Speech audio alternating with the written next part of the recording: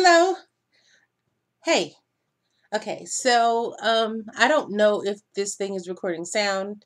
It keeps giving me this warning that it's not recording the sound, so I guess I'll see at the end if I can actually hear myself. Well, I made it back from my Sunday church. I barely got there by the hairs of my chin because I was listening to TED Radio Hour, and I love TED Radio Hour. And the what they were talking about this morning on TED Radio Hour was how creativity and genius really is a collective kind of genius, and that we just don't come up with innovation out of thin air, that it is a culmination of many years of things that come together to create what we're calling innovation. For example, the iPhone, if they didn't have the problem of trying to figure out how to drop a bomb on a specific location and needing to know where the satellites were versus where the submarine were, was that's how they came up with that's where the GPS system came from, and all of the years that went into building the moment that an iPhone could be possible. Oh, mentioning an iPhone, I'm getting an iPhone. Okay, my sister Jamie is the bomb, and it's gonna be free. I mean, what can I say? So I'm excited about that. Never have had an iPhone. I've got several iPads and some other tablets and all kinds of laptops and stuff like that, but never really had an iPhone. I didn't have a smartphone until this past year when I met a person that just insisted on calling me on the phone no matter where I was. But I've had a lot of employees before, and everybody having my phone number and me not being able to do downtime and the phone ringing. That wasn't going to work. So I didn't have a cell phone for a very, very long time. I didn't really see a need for it. So anyway, I am getting an iPhone. So this is going to be very interesting and exciting, I think.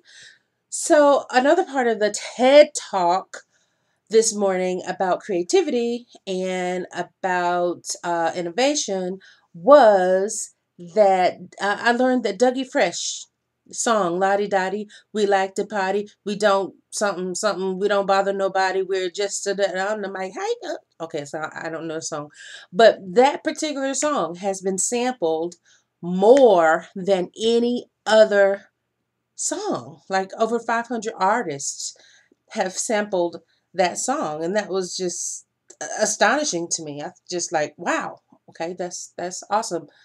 And then when I got to church, pastor was talking about revival, and he sampled the song.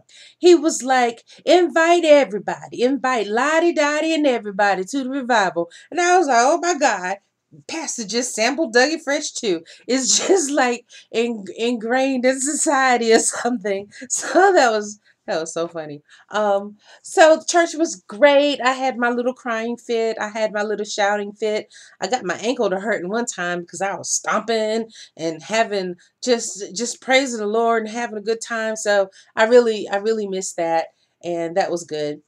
The other thing that happened at church today was, I was cornered by the Sisterhood, and kind of saying, who are you and where are you from, and what are you doing here, and yeah, not exactly like that, but people want to know your story. That's really how we relate to each other, is through our stories of our lives. I mean, that's the whole reason that movies work. That's the whole reason that TV works, is because we really want to know how other people are navigating through life and how you happen to be in my space.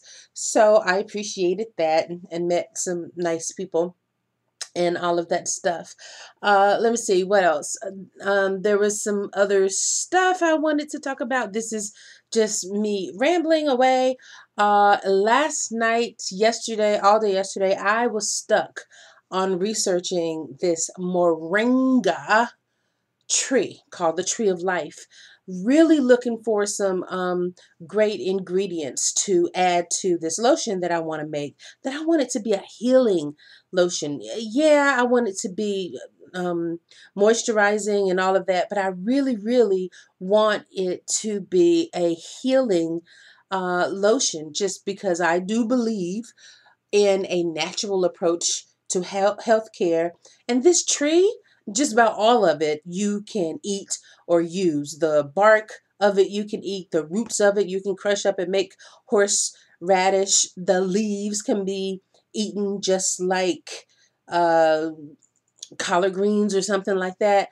The pods, because it does flour, they can be eaten like green beans, and the other things can be eaten like peas. Just really a miracle kind of tree. It's a moringa tree. It's been cultivated throughout the world, really, and helping with malnutrition because it is such a dense nutrient source. So that's one ingredient I know I really want to include in my miracle lotion. Then I was, of course, looking for things for my hyperpigmentation. I really don't want to get into having to use the hydroquinone because it's not natural. And I know that it does work because I have had chemical pills before that worked great. Hey, Andrea Dermatech, you're awesome. Well, I think you changed your name now. You're not Dermatech anymore. Anyway, chemical pills do work, but it is a chemical process, and I'd rather do something natural if I could. So while I was researching that, I ran across the Beverly Hills MD dark spot corrector product that uses something from Australia, the Kakadu plum, that is like the highest source of vitamin C on earth, and it does all these wonders for dark spots in your skin. So that may be an option, but that's a little wee bit expensive. And I did see where you could buy the kakadu fruit or the juice or the extract, but of course if it's an extract it may be in tincture form, and that means there's alcohol, and I really didn't want to go that route. So I just wrote down the two ingredients that I was thinking about, along with frankincense and aloe vera, and have no idea how this is going to turn out or if I'm even going to be able to do it. But I'm really enjoying just learning about those kinds of things. Okay, so I guess that's it. I'm finished talking. I am just happy to be home, so now I can do something else fun besides make this video. And I will talk to you later. Bye.